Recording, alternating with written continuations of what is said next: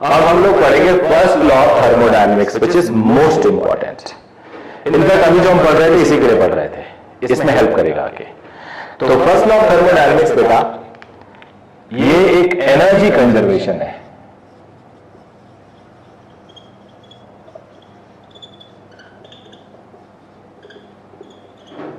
Mechanical energy कह सकते हो।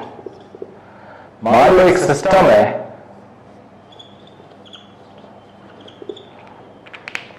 इस सिस्टम में जितनी एनर्जी आप दोगे और ये उसका जितना पार्ट खर्च करेगा उसको इसमें से निकाल लो, जो बचेगा वो इसकी इंटरनल एनर्जी होगी।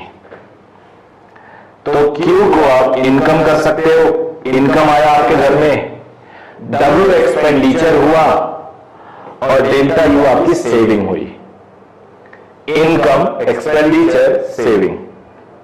इनकम ज्यादा, एक्सपेंडिचर कम है, will have some saving. Income जितना उतना एक्सपेंडिचर, सेविंग जीरो। इनकम से ज्यादा एक्सपेंडिचर तो कर्जा, माइनस डेल्टा यू। तो वही वाला कॉन्सेप्ट है एनर्जी कंजर्वेशन का, और ये कहलाता है heat is equal to delta U plus W. बड़े काम का है ये, बड़े काम का है। अब फर्स्ट लॉ ऑफ थर्मोडायनेमिक्स पे बेस्ड बहुत सारी बातें हैं, उससे पहले कुछ छोटी छोटी चीजें और मैं करवा देता हूं आप लोग को, जो आपके न्यूमेरिकल में आएगी। ये तो बड़े काम का है, पूरी थर्मोडायनेमिक्स जो अब रिमेनिंग होगी वो इसी पे बेस्ड होगी। थोड़ा सा इस पे बता दूं, फिर एक चीज और बताऊंगा आपको, फिर मैं डिफरेंट थर्मोडायनेमिक प्रोसेसेस पे ले चलूंगा। तो पहली चीज ये है, मान लो मेरे पास एक प्रोसेस है, तीन प्रोसेस है, ए बी। एक प्रोसेस डायरेक्ट जा रहा है, एक यहां गए, एक यहां गए। अब इन प्रोसेस में इसे पहला, इसे दूसरा, इसे तीसरा। पहला क्वेश्चन है work done 1 is equal to 2 is equal to 3। दूसरा है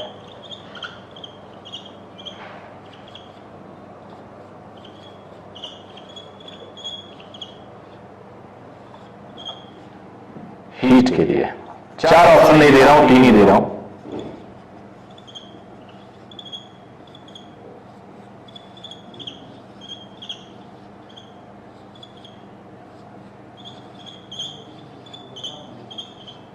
तीसरा क्वेश्चन होगा वर्क डन के लिए,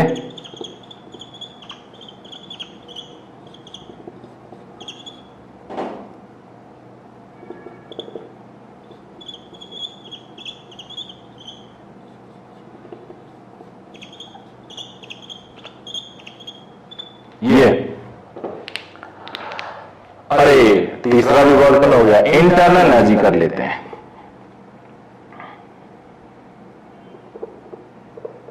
तब तक आप नोट कर लीजिए।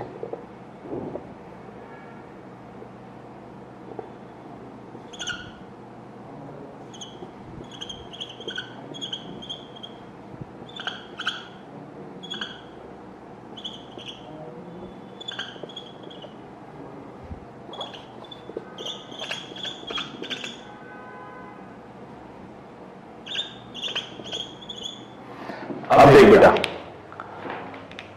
delta u only depends on initial and final, so this one is correct.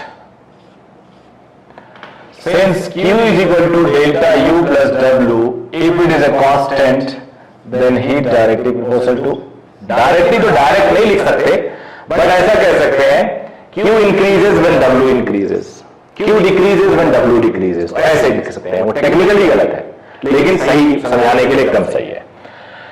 सबसे ज्यादा एरिया किसके कर्व के नीचे होगा? इसके नीचे का एरिया सबसे ज्यादा होगा। तो W1 सबसे ज्यादा, फिर W2, फिर W3। जिस रेशियो में W का इंक्रीज एक डिक्रीज है, उसी रेशियो में Q का होगा।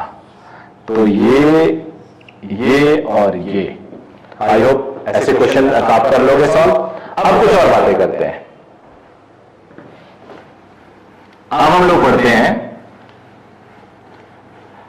Thermodynamic properties of mixture of two gases. Two से ज्यादा भी पढ़ सकते हैं, लेकिन अभी हम लोग 2 पढ़ेंगे। फिर हम डिफरेंट थर्मोडायनेमिक प्रोसेसेस, फिर सारे प्रोसेस खत्म करेंगे आज, और फिर 2 साइकिल्स है, 2 इंजन है, एक इंजन है, एक पंप है, वो खत्म करेंगे। तो हमारा आज ये थर्मोडायनेमिक्स पार्ट खत्म हो जाएगा। इसमें जो अभी बताने वाला हूं वो केटीजी का पार्ट है। तो केटीजी और थर्मोडायनेमिक्स मिक्स कर रखा है मैंने। कुछ पार्ट केटीजी का छोटा सा रहेगा, हाफ एन आवर का लेक्चर, वो मैं अलग से रेडी कर दूंगा आप लोग के लिए।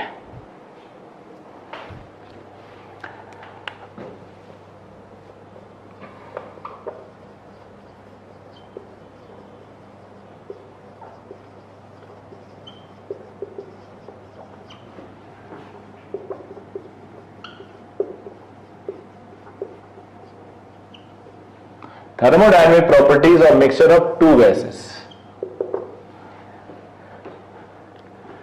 2 गैसेस को हमने मिक्स कर दिया, 2 सैंपल को। इसमें नंबर ऑफ मोल N1 था, इसमें N2 था, इसमें N हो गया।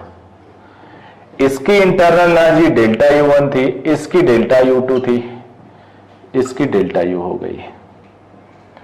इसका CV1 था, molar specific at constant volume, इसका CV2 था, इसका CV है। इसका CP1 था कांस्टेंट प्रेशर पे, CP2 था, इसका CP। इसमें गामा 1 था, एडियाबैटिक एक्सपोनेंट गामा 2 और गामा। तो इतनी चीजें हमें पता करनी है। तो पहला heading number of moles final sample में जुड़ जाएगा। 2 गैस जुड़ जाएंगे, जितने जितने मोल गए, मोल सीधे सीधे ऐड होता है। सेकंड, इंटरनल एनर्जी, ये सेविंग है 2 लोगों की, ये भी ऐड हो जाएगी साइन के साथ। अगर साइन कुछ उल्टा उल्टा हुआ तो उसके हिसाब से। अब हम लोग CV of mixture and CP of mixture देख लेते हैं। मान लेते हैं ऐसे प्रोसेस में टेम्परेचर का चेंज नहीं हुआ, तो यहां मैं बता देता हूं CV of mixture, number of mole of mixture, internal energy of mixture, of CV of mixture. Now since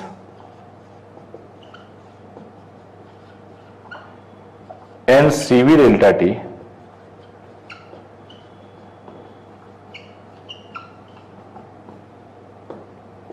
n is equal to n1 plus n2,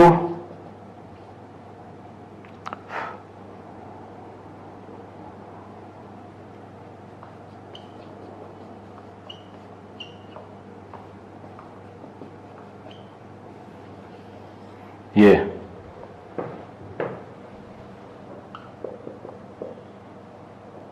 CP of mixture. CV of mixture आ गया है। अब CP of mixture देखो कितना बढ़िया formula, centre of mass जैसा, m1 x1 plus m2 x2 upon m1 plus m2, ऐसे n1 CV1 plus n2 CV2 upon n1 plus n2। CP of mixture adding R both side in equation 1 मान लो इसको। तो CV plus R N1 CV1 N2 CV2। आप लोग को पता होगा CP minus CVR होता है, तो यहां से CP is equal to CV plus R। ये हो गया CP LCM।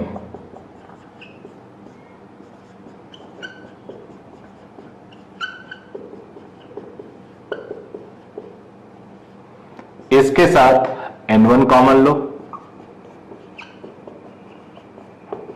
इसके साथ N2 कॉमन लो,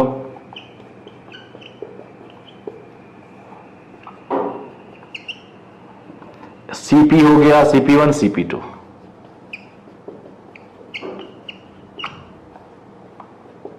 इसका भी फॉर्मूला बिल्कुल CV ऑफ मिक्सचर जैसा हुआ। तो ये इंपॉर्टेंट है, ये इंपॉर्टेंट है, ये तो है ही। और बताते हैं। अब सबसे important gamma of mixture.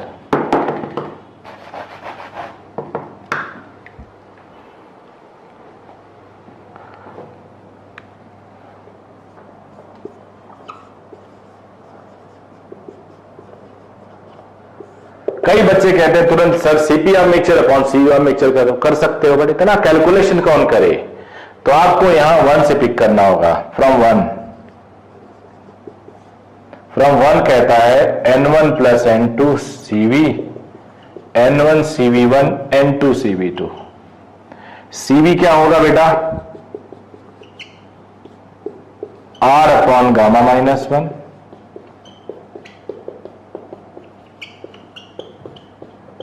R cancel कर दो,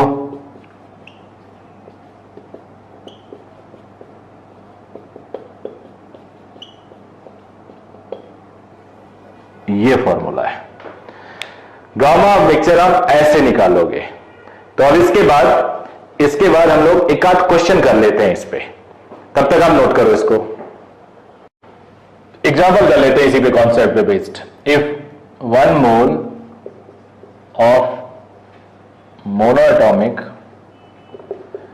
is mixed with 2 moles of diatomic,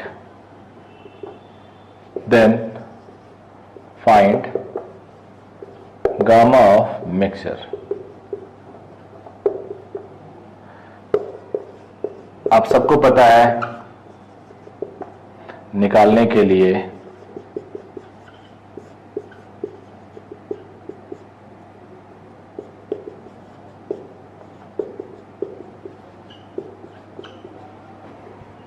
N1 है 1, N2 है 2, 1 मोनोएटॉमिक का गामा 5/3 याद होना चाहिए, डायाटॉमिक का गामा 7/5। तो ये 3 LCM लोगे तो नीचे 2 3 ऊपर चला जाएगा, 3/2। 5 LCM लोगे 7 - 5 5 ऊपर चला जाएगा, तो 13/2 आया। इधर 3 बाई गामा मिक्सचर -1, तो 3 बाई गामा मिक्सचर -1 इज 13/2। अब क्रॉस मल्टीप्लाई कर दो, 6/13, 1 + 6/13, 19/13 कितना हो जाएगा? 4 5, इस तरह से गामा मिक्सचर आ जाएगा। तो देख लिया बेटा आप लोगों ने, हमने इस तरह से क्वेश्चन सॉल्व कर लिया। अब हम लोग आगे बढ़ते हैं, thermodynamic properties, different thermodynamic processes. Properties तो हमने देख ली।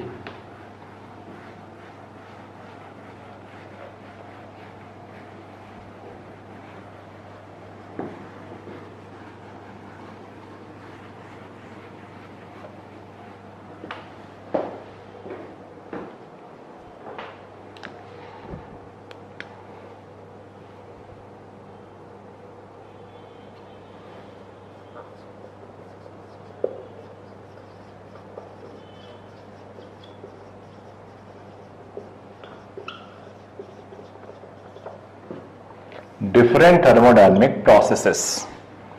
पहला पढ़ेंगे आइसोथर्मल प्रोसेस, जिसमें T कांस्टेंट होता है। दूसरा पढ़ेंगे आइसोकोरिक प्रोसेस, जिसमें V कांस्टेंट होता है। तीसरा पढ़ेंगे आइसोबारिक प्रोसेस, जिसमें P कांस्टेंट होता है। फोर्थ पढ़ेंगे एडियाबेटिक प्रोसेस, जिसमें हीट का कोई एक्सचेंज नहीं होता। ये तो ट्रेडिशनल प्रोसेस है। एक और प्रोसेस पढ़ाऊंगा जिसका नाम होता है पॉलीट्रॉपिक प्रोसेस, जो इन चारों का कॉम्बिनेशन कह सकते हो, वो आपको और अच्छा कॉन्सेप्ट देगा। तो अब इन प्रोसेसेस में हम फर्स्ट लॉ ऑफ थर्मोडायनेमिक्स को वेरीफाई करेंगे, ग्राफ देखेंगे, पीवी कर्व कैसा हो सकता है, टीवी कर्व कैसा हो सकता है, और फिर चारों प्रोसेस को हम वही चीज रिपीट करेंगे। तो शुरू करते हैं सबसे पहले आइसोथर्मल प्रोसेस।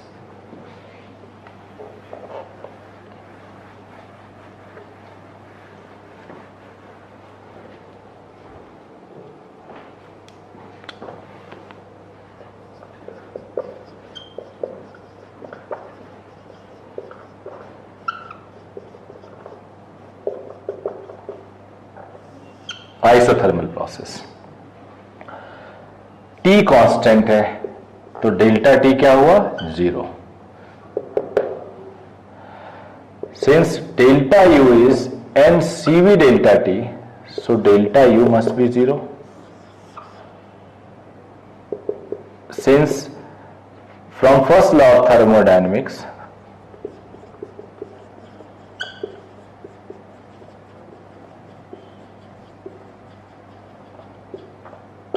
क्या कहता है फर्स्ट लॉ ऑफ थर्मोडायनेमिक्स बेटा, Q is equal to delta U plus W कहता है। तो ये तो 0 हो गया बच्चे, तो हीट किसके बराबर हो गया, वर्क डन के, और वर्क डन क्या होता है, PdV। PV is equal to nRT, तो P डिपेंड करेगा वॉल्यूम पे। तो P कांस्टेंट नहीं है कि आप इंटीग्रेशन से इसको बाहर निकाल सके। P is not a constant. तो जब कांस्टेंट नहीं है तो जो है वो लिखो, T constant, you take it out. मान लो लिमिट तूने V1 से V2 लगा दिया, तो जो हीट होगा वर्क डन के बराबर होगा, और ये हो जाएगा nRT log V2 by V1। Direct लिख दूं, dx upon x log x होता है, upper limit minus lower limit, तो आप log upper limit minus log lower limit, log m minus log n होता है log m अपॉन n। तो direct लिख दिया मैंने, फिर भी इतना मैंने आपको बता दिया। अब इसको P1 V1 is equal to constant है, बिकॉज टेम्परेचर कॉन्स्टेंट है, तो P1 V1 is equal to P2 V2, so P1 upon P2 is V2 upon V1। तो इसको आप चाहो P1 अपॉन P2 भी लिख सकते हो। लॉग अगर तुम नेचुरल लॉग हटा के लॉग बेस 10 लिखना चाहते हो तो भी आप लिख सकते हो। तो ये तो रहा बेटा इंफॉर्मेशन अबाउट दिस प्रोसेस।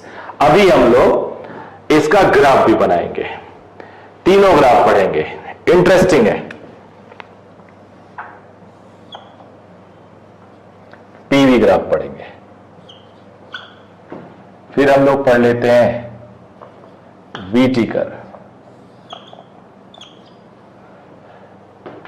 फिर हम पढ़ लेते हैं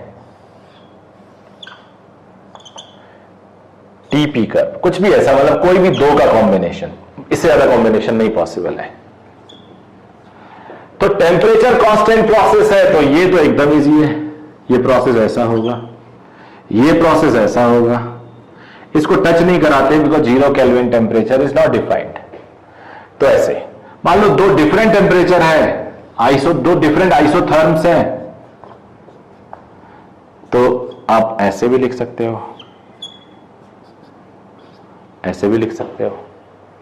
तो यहां पे नेचुरली T2 बड़ा है, यहां पे भी T2 बड़ा है, बट पीवी पे कैसे प्लॉट करें, पीवी पे कैसे प्लॉट करें, एक एक्सिस P एक एक्सिस V है, y is equal to K upon X, और ये जो K है बेटा ये वेरिएबल है, टेम्परेचर कांस्टेंट है, पूरा constant, y versus 1 upon x, मतलब y वर्सेस x का कर्व प्लॉट करना, और ये रेक्टेंगुलर हाइपरबोला को रिप्रेजेंट करता है। देखो t कांस्टेंट है, t कांस्टेंट जब है तो पूरा कांस्टेंट हो गया, अब p inversely proportional to v हो गया। p inversely proportional to v का जो ग्राफ होता है बच्चे, वो रेक्टेंगुलर हाइपरबोला होता है ऐसे। बट प्रॉब्लम तब आती है जब दो डिफरेंट टेम्परेचर हम लेते हैं, मान लो एक T1 लिया एक T2 लिया, अब मुझे बताओ which one is bigger, which one is बिगर।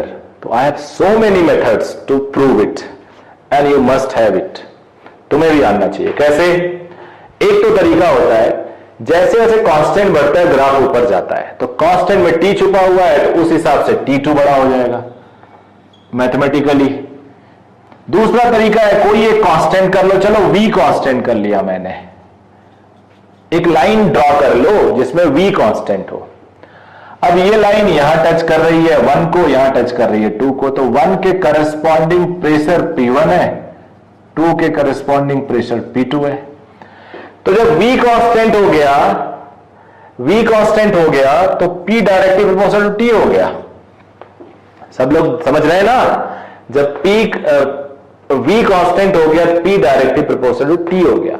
अब जिसका P बड़ा उसका टेम्परेचर बड़ा, तो P2 बड़ा, T2 यानी T2 को रिप्रेजेंट कर रहा है, P1 यानी T1 को, P2 बड़ा है P1 से तो T2 बड़ा होगा T1 से। दूसरा तरीका था कि आप P कांस्टेंट कर लेते, एक लाइन ड्रॉ कर लेते, P कांस्टेंट हो जाता तो V directly proportional to T, जिसका V बड़ा उसका T बड़ा। तो कई तरीके हैं बच्चों के लिए। तो ये हमारा आइसोथर्मल प्रोसेस हो गया। आइसोकोरिक प्रोसेस पढ़ते हैं, isochoric V constant. V constant लिखते आपके दिमाग में आना चाहिए चेंज इन वॉल्यूम 0, और इसको लिखते आपके दिमाग में आना चाहिए पिस्टन सिलेंडर अरेंजमेंट, यानी पिस्टन वही है, हिल नहीं रहा है, तो गैस जब पिस्टन को डिस्प्लेस नहीं कर रहा है तो वर्क डन कैसा? तो बेटा वर्क डन 0 हो जाएगा। वॉल्यूम कांस्टेंट होने से वर्क डन 0 होता ही होता है। Now since Q is equal to delta U plus W, तो ये 0 हो गया,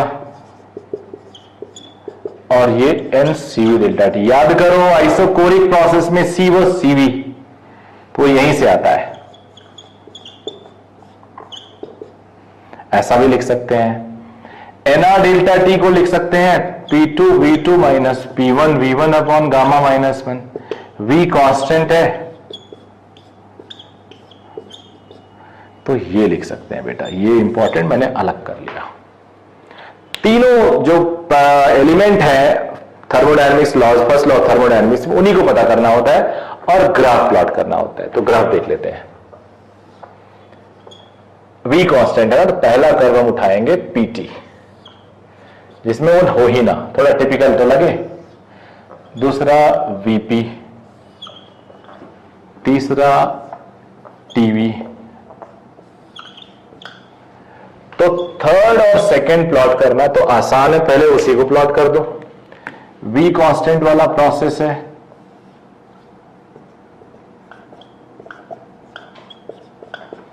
V कांस्टेंट वाला प्रोसेस है,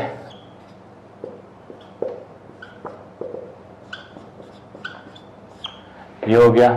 यहां कैसे प्लॉट होगा थोड़ा स्टडी करना पड़ेगा। PV is equal to NRT है, तो P इज NR upon V into T।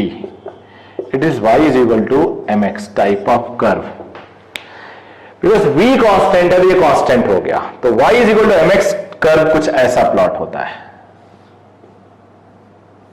Touch नहीं करना, याद रखना आपको। अब विच वन इज बिगर, तो जो स्लोप है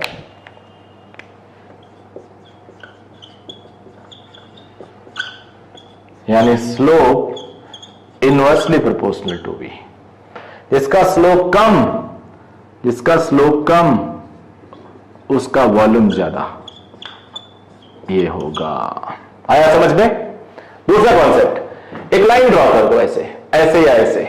P कांस्टेंट अगर कर दिया तो temperature directly proportional to T, जिसका टेम्परेचर ज्यादा होगा उसका वॉल्यूम ज्यादा होगा। तब ये चीज आपको जाननी होगी। अब आइसोबारिक प्रोसेस देख लिया हमने, आइसोथर्मल देख लिया हमने, आइसोकोरिक देख लिया हमने, और अब हम लोग पढ़ेंगे आइसोबारिक प्रोसेस। तीसरा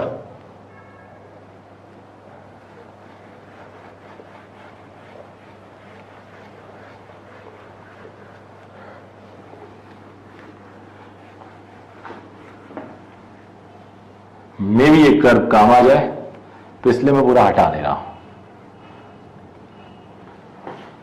टाइम बचेगा हमारा। वैसे भी सीरीज में टाइम बचा रहा, आप लोग का देख रहे होंगे, अब मैं वीडियो कट मार रहा हूं, उतना टाइम सेव कर ले रहा हूं जहां पे ज्यादा टाइम लग रहा है ड्रॉ करने में। तीसरा आइसोबारिक प्रोसेस, पी कांस्टेंट है। पी कांस्टेंट होने से, डेल्टा पी जीरो होने से कुछ नहीं मिलता, इट्स नो यूज, कोई चीज आपको फायदा नहीं मिल रही है। तो जब कोई फायदा नहीं मिल रहा, चलो इंडिविजुअली सॉल्व करते हैं। Since Q is equal to delta U plus W, in fact Q निकाल रहे हैं हम लोग सभी प्रोसेस में। वर्क डन PdV, P कांस्टेंट है, dV तो PV2 माइनस V1 आया, जिसे हम PV2 माइनस PV1 लिख सकते हैं, NR डेल्टा T लिख सकते हैं। तो NCV delta T plus NR delta T, N और C डेल्टा T कॉमन ले लो तो ये NCP डेल्टा T। याद करो, C was CP in isobaric process, C was CP in isobaric process। तो अब आइसोबारिक प्रोसेस का हीट निकल गया बच्चे, फिर इसको Cp को gamma R upon gamma minus 1 plus F by 2 into R लिख सकते हो। तो ये इसके बाद ब्रेक करना आपको आता है। न्यूमेरिकल डायरेक्ट आपसे मिलेंगे, प्रोसेस के थ्रू मिलेंगे, डायरेक्ट मिलेंगे, प्रोसेस के थ्रू ग्राफ देगा, उसमें आपको जो आइसोबारिक प्रोसेस होगा उसमें आइसोबारिक का फॉर्मूला, जो आइसोकोरिक होगा उसमें आइसोकोरिक का फॉर्मूला। तो ये मैं मास्टरी करवा दूंगा आपको, डोंट वरी। P कांस्टेंट है तो मैं ये प्लॉट करता हूं T वर्सेस V, और ये P कांस्टेंट है तो ये रखना पड़ेगा PV, ये P हमें रखना पड़ेगा PT। तो P कांस्टेंट हमने ड्रॉ कर रखा है, let it be P1 P2, तो यहां P1 बड़ा है, यहां ऊपर P2 लिख देता हूं, नीचे P1 तो P2 बड़ा है। यहां पे ग्राफ ऐसा ही होगा, मैंने पहले लिख दिया था आप लोग के लिए, लेकिन इसको पढ़ते हैं ऐसे हैं, NRT is equal to PV, तो T is equal to P by NR into V। It is just like Y is equal to MX, तो M which is slope is P by NR, so slope directly proportional to P। तो जिसका slope बढ़ा उसका pressure बढ़ा। I hope समझ में आ गया होगा आपके, इसका स्लोप बढ़ा उसका प्रेशर बढ़ा। दूसरा तरीका क्या हो सकता था, कोई एक लाइन ड्रॉ कर लेते जैसा मैंने आपको बताया है। अब आ जाते हैं iso adiabatic process, the most awaited. तीनों समझ में आया, रिकॉल कर सकते हो, तीनों वीडियो रोक के पीछे जाकर रिकॉल कर सकते हो। तो हम लोग बात करेंगे एडियाबेटिक प्रोसेस के लिए, उसके लिए मुझे हटाना पड़ेगा ये पूरा। अब ये कोई खास काम का नहीं होगा हमारे लिए, उसमें मैं कुछ डिराइव करके दूंगा थोड़ा कॉन्फिडेंस बढ़ाने के लिए आपका।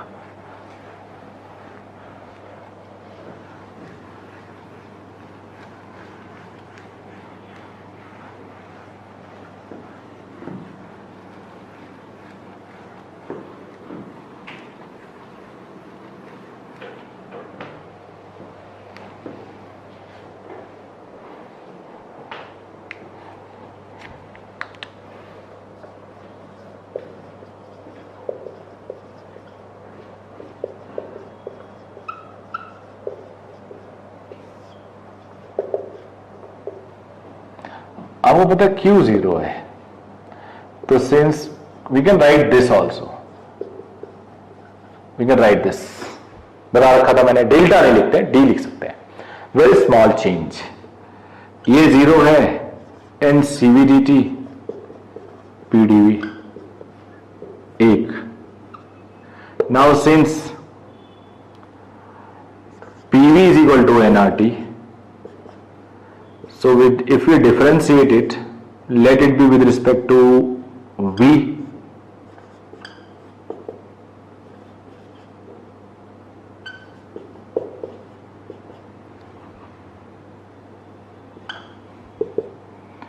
इसको लिख सकते हैं PdV by dV plus VdP by dV, product formula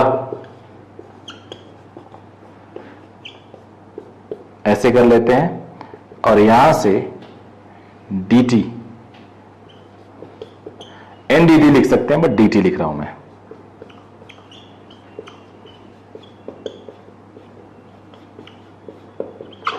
देख लो कुछ खास नहीं किया, PV is equal to NRT को मैंने डिफरेंशिएट किया, किसी के रिस्पेक्ट में कर सकते हो, कोई जरूरी नहीं V के रिस्पेक्ट में हो। तो पुटिंग dt in equation 1, तो NCV it was 1 by NR PdV plus VdP plus PdV is equal to 0। अब n से n गया, r मल्टीप्लाई कर देते हैं, तो PCV dV VCV dP PR dV एकदम चलता जाएगा।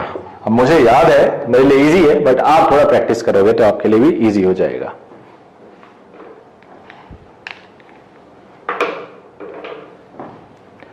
अब dV कांस्टेंट होगा कहीं यहां पे है, और P भी है, तो P dV कांस्टेंट ले लेता हूं, CV प्लस R आ जाता है, V CV dP ये हो जाता है CP, तो PCP dV VCV dP 0।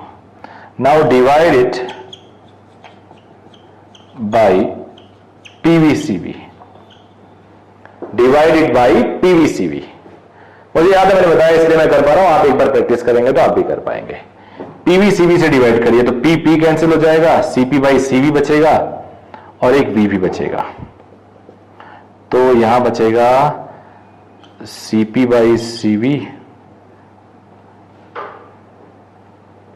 dV by V। यहां पे आप डिवाइड करेंगे, VCV कैंसिल हो जाएगा, P बचेगा, ये हो गया गामा।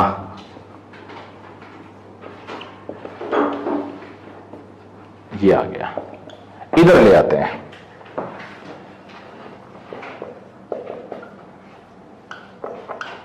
इंटीग्रेट कर देते हैं दोनों साइड। इंटीग्रेशन आता है आपको, लॉग हो जाएगा P2 बाई P1, लॉग हो जाएगा V2 बाई V1। एक प्रॉपर्टी होती है लॉग के, भी लिख देता हूं, वैसे तुम जानते हो, I know it. Log m to the power n is n log m। तो जो पावर है वो बाहर चला जाता है या बाहर वाले को पावर बना दो, तो वही किया मैंने। एक और प्रॉपर्टी होती है,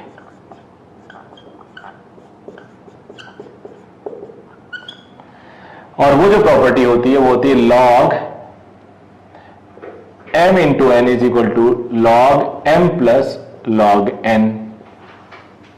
तो m प्लस n ये हो गया log m plus log n, एक साथ कर लिया।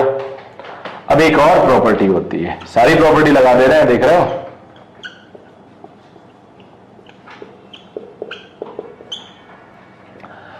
यहां लिख देता हूं, log m upon n is log m minus log n। तो ये उस पार ले जाते हैं,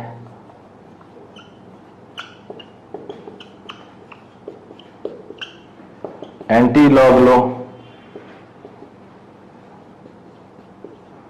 यहां से आप PV to the power gamma constant लिख सकते हो।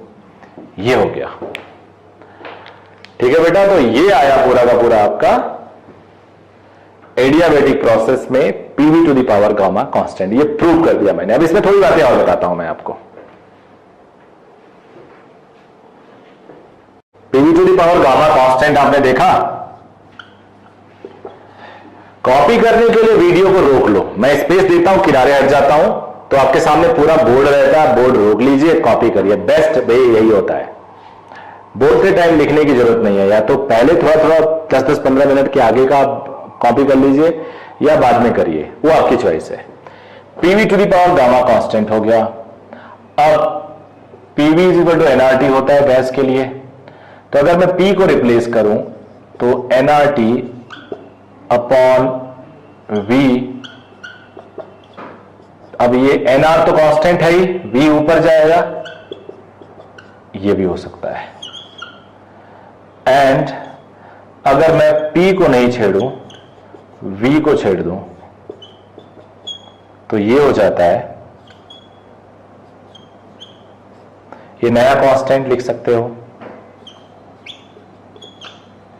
यहां से P1 minus gamma T to the power gamma constant एक नया आ जाता है।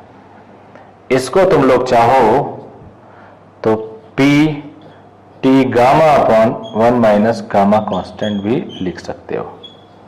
ऐसे पावर को इधर उधर करके और डेरिवेशन निकाल सकते हो। अब स्लोप एट पीवी कर्व,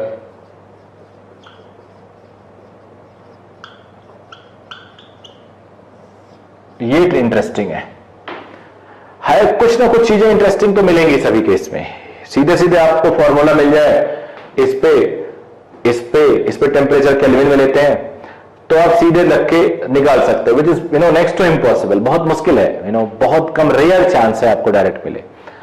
अब आपको जब इतना बड़ा टारगेट अचीव करना है तो हल्की चीजों से आपको थोड़े चेक करेंगे, नेचुरली अच्छे लेवल पे चेक करेंगे। चलो देखते हैं स्लोप क्या होता है।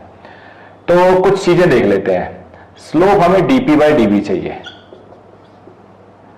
अगर पी कांस्टेंट लिया तो डीपी 0 हो जाएगा, सो स्लोप 0। अगर मैं v कांस्टेंट लूं तो dv 0, यहां से स्लोप क्या होगा बेटा, इनफाइनाइट, थीटा 90 डिग्री, बिकॉज जो स्लोप होता है वो tan थीटा होता है, स्लोप जो होता है वो tan थीटा होता है, तो यहां थीटा 0 डिग्री। अब एडियाबेटिक, आइसोथर्मल में स्लोप निकाल देते हैं। PV is equal to NRT, ये पूरा का पूरा कांस्टेंट हो गया, ये तो अब डी बाई डी वी चाहिए, कांस्टेंट का डिफरेंशिएशन 0 हो गया। पहले को आप छोड़ देते हैं, दूसरे को डिफरेंशिएट करते हैं, दूसरे को छोड़ देते हैं, पहले को डिफरेंशिएट करते हैं। डी बाई डी वी 1, तो V D P by D V minus P, D P by D V minus P by V. तो आइसोथर्मल में, ये जो आइसोथर्मल है, slope minus P by V होता है, नेगेटिव, तभी देखा होगा स्लोप ऐसे होता है। फिर से ड्रॉ करूंगा, आप बिल्कुल चिंता नहीं करना। आइसोकोरिक में स्लोप इंफिनिटी, थीटा 90, आइसोबारिक में स्लोप 0, हॉरिजॉन्टल। तो ये जो स्लोप है 3 का तो हमें आ गया। अब एडियाबेटिक का निकाल लेते हैं पीवी कर्व पे, इसमें इंटरेस्टेड हूं मैं, तो बाकी मैं हटा दे रहा हूं। नोट कर लिया होगा आपने अब तक स्क्रीन को रोक के।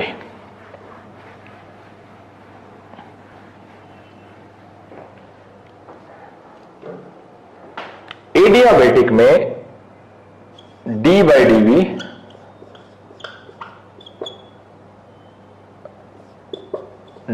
D V constant which is 0।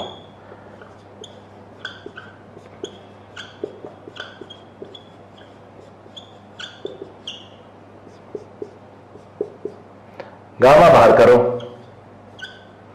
v to the power gamma minus 1, v to the power gamma minus 1 को आप ऐसे भी लिख सकते हो, v to the power gamma upon v to the power gamma cancel,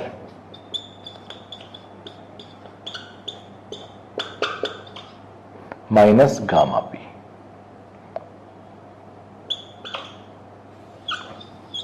adiabatic का slope minus gamma times P by V, यानी DP by DV adiabatic is gamma times DP by DV isothermal, यानी since gamma बड़ा होता है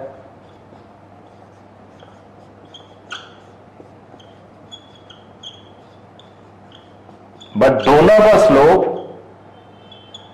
negative होता है बेटा, दोनों का स्लोप नेगेटिव होता है। तो अगर हमें ग्राफ प्लॉट करना है, यहां प्लॉट कर देता हूं पीवी का,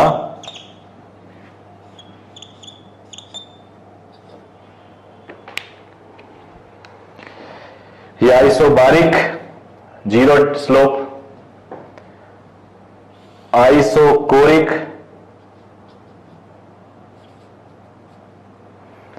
90 डिग्री स्लोप, आइसोथर्मल, और उससे ज्यादा स्लोप किसका? एडियाबेटिक का।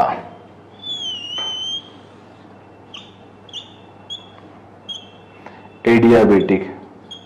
तो देख लिया आपने, एक आइसोकोरिक, आइसोबारिक, आइसोथर्मल और एडियाबेटिक। तो ये नोट कर लीजिए आप फिर से अगेन, फिर इस पे एक बात बोलूंगा, हटा रहा हूं मैं इसको।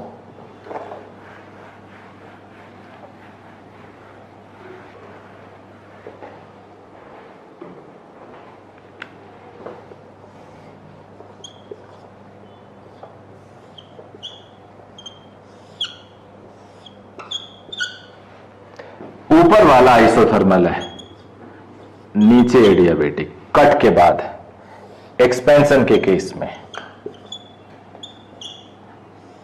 कंप्रेशन के केस में नीचे वाला आइसोथर्मल होगा,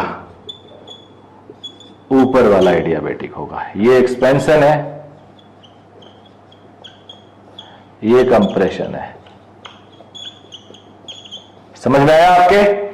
तो आप ऐसे ड्रॉ करना, टेम्परेचर आइसोथर्मल वाला ऊपर होता है कट के बाद, ये नीचे, और यहां उल्टा, आइसोथर्मल यहां नीचे हो जाता है, ये ऊपर हो जाता है। एक क्वेश्चन इस पे बेस में कर देता हूं आपको, जो आया हुआ है नीट या जेईई में, मुझे याद नहीं है, हो सकता है दोनों में आया हुआ, बहुत ही कॉमन है ये।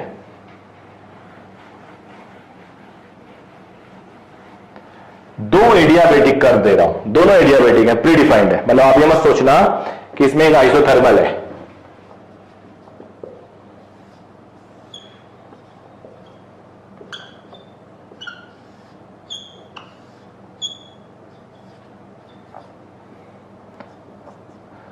पहला, दूसरा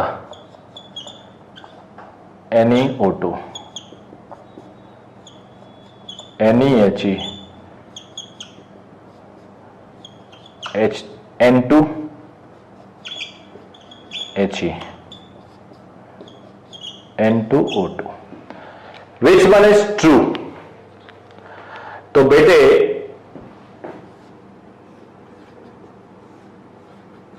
स्लोप 2 का ज्यादा है तो गामा 2 का ज्यादा होगा, gamma times minus P by V होता है। अब मोनो का गामा 5/3 1.67, डाया का गामा 7/5 1.4। तो डिफरेंट है, तो ये नहीं हो सकता, ये नहीं हो सकता, सेम स्लोप हो जाते। तो जिसका स्लोप यानी 2 का स्लोप जाना है तो 2 मोनो होगा, 2 मोनो होगा, 2 मोनो होगा, ये सही है।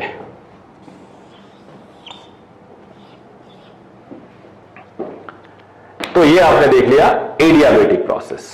अब एक नई चीज है, चारों प्रोसेस को रिकॉल कर लीजिए, वीडियो पीछे ले जाइए, चारों प्रोसेसेस को रिकॉल करिए। ये चारों प्रोसेस ही पूरे थर्मोडायनेमिक्स को गवर्न करेंगे, पूरा का पूरा थर्मोडायनेमिक्स इन चारों प्रोसेसेस पे बेस्ड है, कंप्लीट चारों प्रोसेसेस पे बेस्ड है। तो अब मैं इसको एक एक प्रोसेस और बता रहा हूं जो चारों को और स्ट्रॉन्ग करेगा।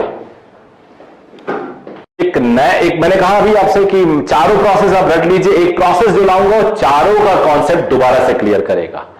And this process is known as polytropic process. You may write it, very very important, because इस प्रोसेस से जेई में, जे एडवांस में डायरेक्ट क्वेश्चंस मिलेंगे and it is very very important. एक रैंडम सा प्रोसेस है, n की different different value के लिए ये सारे प्रोसेस का काम करेगा। N1 कर दो तो आइसोथर्मल हो जाएगा, N0 कर दो तो आइसोकोरिक हो जाएगा, N इनफाइनाइट बताऊंगा वैसे तो आइसोकोरिक हो जाएगा, और N गामा कर दो तो एडियाबेटिक हो जाएगा। तो ये अगर हम पता कर ले गए तो सारी चीजें हमें अपने आप पता हो जाएंगी। तो वर्क डन निकाल लेते हैं इस प्रोसेस में।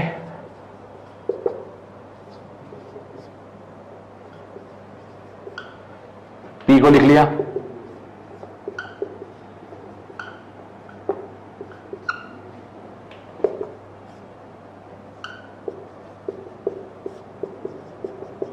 इंटीग्रेशन कर लिया,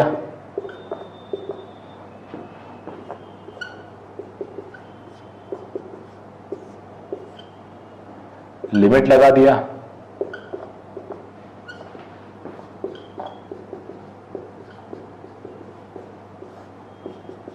सी को अंदर भेज दिया, पूरा लिख रहा हूं आपके लिए, नहीं मैं लिखता नहीं हूं इसे, because C is P1 V1 to the power n, P2 V2 to the power n, PV to the power n, कुछ भी लिख लो।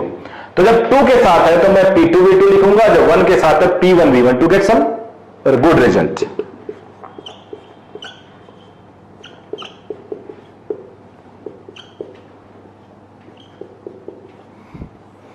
बेस सेम होता है तो पावर जुड़ जाते हैं। जोड़ो क्या आ रहा है, देखो इंटरेस्टिंग आया, इसे NR डेल्टा T लिख सकता हूं मैं। तो बच्चे वर्क डन आ गया, काफी इंटरेस्टिंग रहा इस प्रोसेस का, ये भी अपने आप में क्वेश्चन है। अब since delta U is always n CV delta T, from first law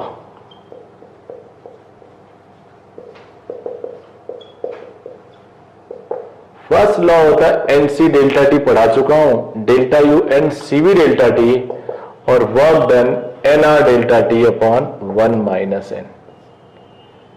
N delta T, R रह जाएगा।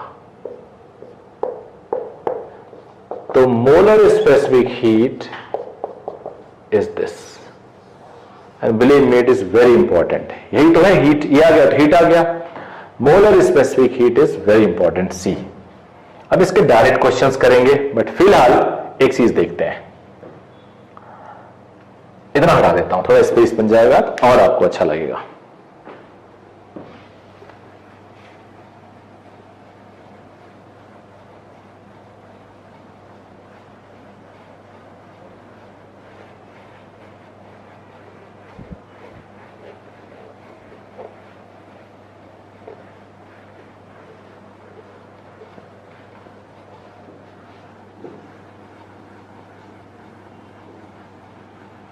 सर हो गया बेटा, CV plus R upon 1 minus 1।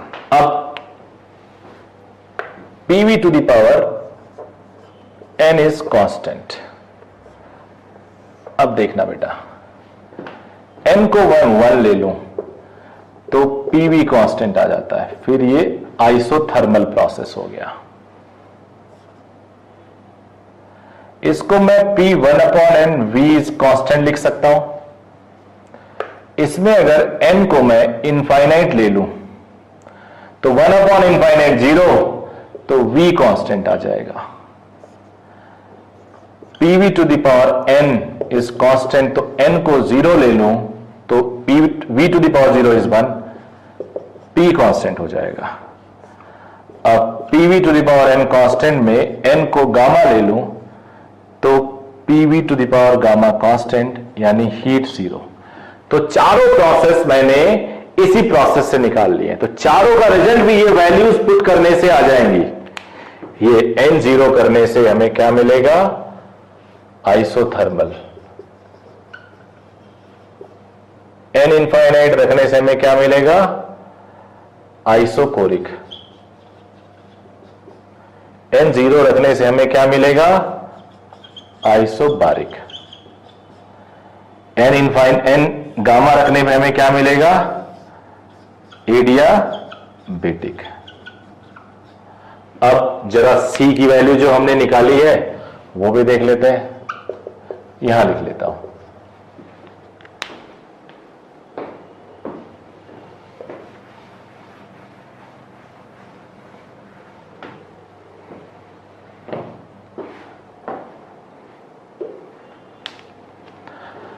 Isothermal आ गया, आइसोकोरिक आ गया, आइसोबारिक आ गया, एडियाबेटिक आ गया, वही सीक्वेंस में लाया जिस सीक्वेंस में मैंने पढ़ाया था। अब जरा देखो आप लोग, N की वैल्यू 1 लिखने पे, N की वैल्यू 1 लिखने पे C क्या हो जाएगा, 1 minus 1 that is 0, R upon 0 infinite, infinite plus anything infinite, C is infinite. याद करो यही था आइसोकोरिक में, आइसोथर्मल में इनफाइनाइट। यहां पे C is equal to CV n को infinite, r upon 1 minus infinite, it is 0, c is equal to cv। यही था, याद करिए आप लोग। यहां पे देख लेते हैं, c is equal to cv, r upon 1 plus 0, cv plus r, that is cp। तो c is equal to cp, यही तो था इस प्रोसेस में। और यहां पे c is equal to cv, r upon 1 minus gamma. cv होता r अपॉन गामा माइनस 1, और ये 1 माइनस गामा, कॉमन ले लो माइनस, तो ये गामा माइनस 1, ये हो जाएगा 0, c 0। याद करो, 0, cv, cp, इनफाइनाइट, यही तो आया था। c की वैल्यू जब मैंने हीट डिफाइन किया था, यही चारों आया था, और वो हमने यहां से निकाल लिया। This formula is very important. अब इस पे एक क्वेश्चन करते हैं। अब छोटे छोटे क्वेश्चंस है जो बच्चों को कंफ्यूज करेंगे। मेरे पास प्रोसेस है, इन थर्मो, पूरा लैंग्वेज लिखा होगा, Pb to the power 3 constant, और ये मोनोएटॉमिक है। Find molar specific heat. तो बेटा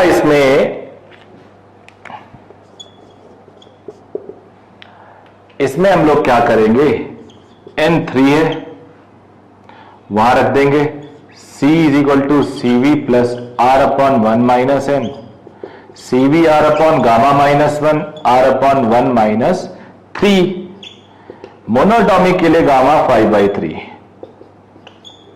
माइनस 2, तो ये 3 ऊपर चला जाएगा, minus R/2, 3/2 R minus R/2 है, 2 R/2, आंसर R हो गया।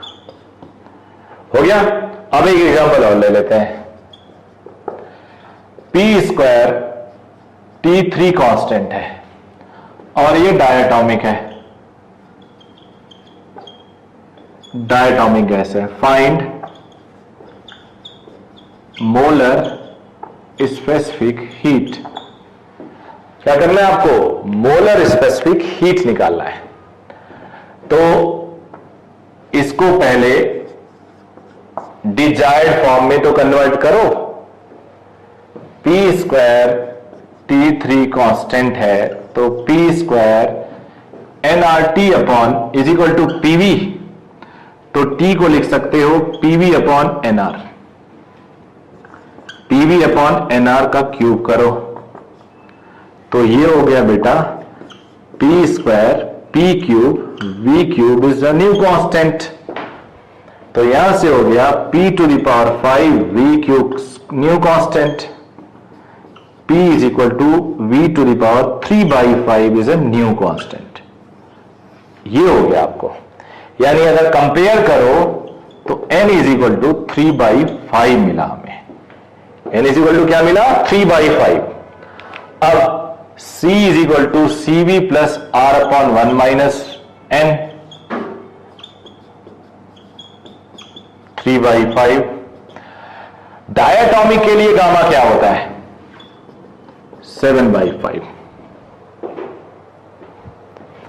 तो r अपॉन 7/5 माइनस 1 प्लस ये एलसीएम लो, 5r अपॉन 2, 5 ऊपर चला गया, 5r upon 2 plus 5r upon 2, answer is 5r।